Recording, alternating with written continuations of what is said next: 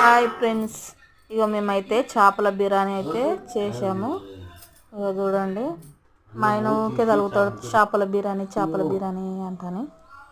ఇది చేపల బిర్యానీ ఎట్లుంటుందో చూద్దాం టేస్ట్ అంటని చేపల బిర్యానీ అయితే చేపించేసాను.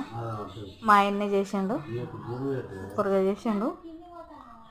వస్తున్నది చూడడానికి, కలర్ఫుల్గా బాగున్నది.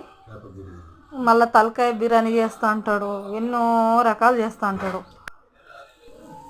కానీ ఇదేమో చేపల పులుసు,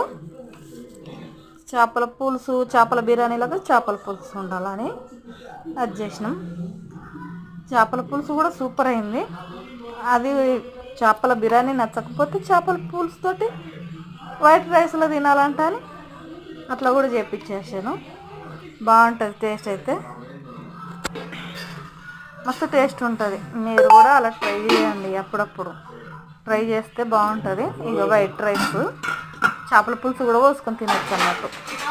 ఇక అందులోకి అవి ఏంది ఫ్రై చేసిన చేపలు ముక్కలు ముక్కలు అయిపోయినాయి, ఏ పీస్కి ఆ పీస్ రాలే.